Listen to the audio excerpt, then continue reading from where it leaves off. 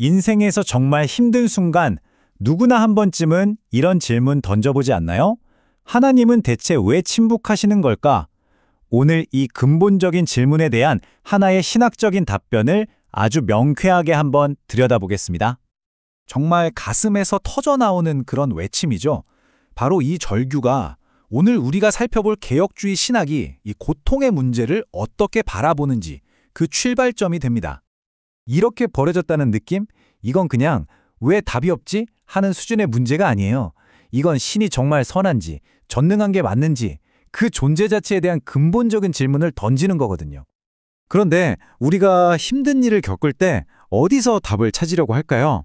오늘 우리가 살펴볼 관점은요, 우리가 주변에서 흔히 듣는 위로나 설명들이 오히려 상처가 될 수도 있다고 지적합니다.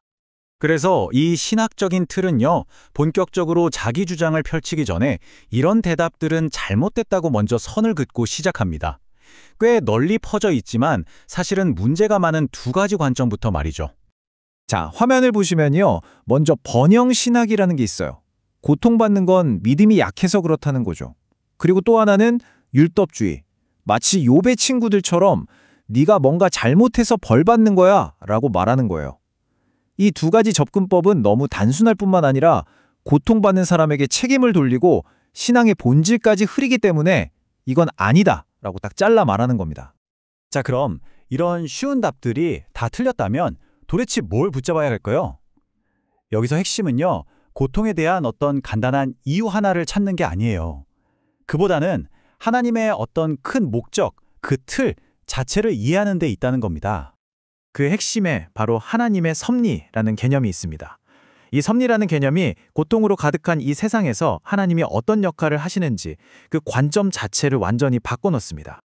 그러니까 하나님의 섭리가 뭐냐면요, 이 세상의 아주 거대한 일부터 정말 사소한 일 하나까지 모든 피조물과 모든 사건을 하나님이 계속해서 붙들고 이끌고 다스린다는 믿음이에요. 이게 무슨 뜻이겠어요? 바로 고통조차도 우연히 혹은 하나님의 통제 밖에서 일어나는 일은 단 하나도 없다는 거죠. 그런데 여기서 바로 이런 질문이 튀어나오죠. 아니, 하나님이 모든 걸 통제한다면 그럼 악을 만든 것도 하나님이란 말인가? 와, 이거 정말 날카로운 질문이죠. 이게 바로 웨스트민스터 신앙 고백서에서 아주 조심스럽게 다루는 핵심적인 내용입니다. 그 논리가 바로 이겁니다. 첫 단계, 하나님은 절대로 죄의 창조자가 아니라는 거예요. 왜? 그분은 완벽하게 거룩하시니까요. 두 번째, 그럼에도 하나님은 악을 허용하십니다. 근데 이게 그냥 에이 모르겠다 하고 내버려 두는 게 아니에요.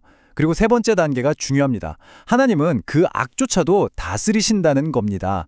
그러니까 악한 행동들마저도 그 한계를 정하고 방향을 틀어서 결국에는 당신의 선한 목적을 이루는데 사용하신다는 거죠. 정말 놀라운 관점이죠.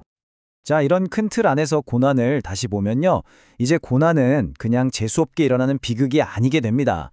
어떤 분명한 신학적인 목적을 가진 하나의 과정으로 그 의미가 완전히 바뀌는 거죠. 그럼 또 이런 질문이 들 수 있죠. 아, 그럼 내가 겪는 이 고통이 결국 하나님이 내리는 벌이라는 건가요? 여기에 대해서 이 관점은 십자가에 달리신 예수 그리스도의 고난을 딱 가져와서 아주 중요한 차이점을 설명합니다. 결론부터 말하면 믿는 사람에게 고난은 벌이 아니라 훈련이라는 겁니다. 왜냐하면 예수님이 십자가에서 모든 형벌과 버림받음을 대신 겪으셨기 때문에 이제 그를 믿는 사람들의 고통은 완전히 다른 의미를 갖게 된다는 거죠. 그 다른 의미가 바로 성화라는 개념과 연결됩니다. 성화, 좀 어려운 신학 용어 같지만 쉽게 말해서 신자가 점점 더 거룩해지고 예수님을 닮아가는 과정을 말하는 거거든요. 이 관점에서 보면 고통이야말로 이 성화라는 영적인 성장을 위한 가장 중요한 도구 중 하나라는 겁니다. 로마서 5장에 나오는 이 말씀이 딱 그걸 보여주죠. 환난은 인내를, 인내는 연단을, 연단은 소망을 이룬다. 바로 이 말씀처럼 우리가 하나님의 침묵이라고 느끼는 바로 그 고통의 시간이 사실은 인내와 소망 같은 귀한 것들을 만들어내는 작업실이라는 거예요. 자, 그럼 이론적으로는 알겠어요. 그렇다면 내가 진짜 고통의 한가운데 있을 때 구체적으로 어떻게 반응해야 할까요? 성경을 보면요, 아주 명확한 두 가지 모델이 나옵니다. 한쪽에는 욥의 친구들처럼 섣부르게 이건 이래서 그런 거야 하면서 쉬운 답을 주려고 하고 판단하는 사람들이 있고요.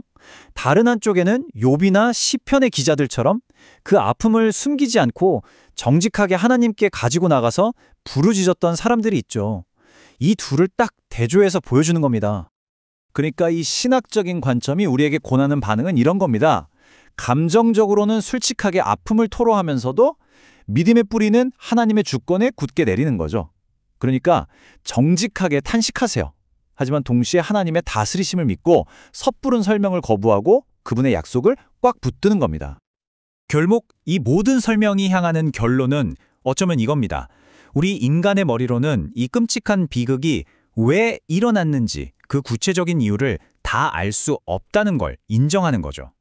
그래서 우리의 목표는 그 왜를 알아내는 게 아니라 이 침묵 너머에 계신 그 누구를 신뢰하는 것으로 옮겨가야 한다는 겁니다. 그리고 이 신학적인 틀을 완성하는 마지막 퍼즐 조각은 우리의 시선을 현재의 고통에서 미래에 약속된 영광으로 돌리는 겁니다. 로마서 8장 18절 말씀이 바로 그거죠. 현재 우리가 겪는 고난은 장차 우리에게 나타날 영광과 비교하면 아무것도 아니다. 미래에 있을 그 영광에 우리의 시선을 고정할 때 지금 우리가 겪고 있는 이 고통의 경험은 어떻게 달라질 수 있을까요? 이 질문이야말로 이 신학적 접근법이 우리 각자에게 던지는 가장 중요한 화두가 아닐까 싶습니다. 이 질문을 곱씹어 보시면서 오늘 이야기를 마치겠습니다.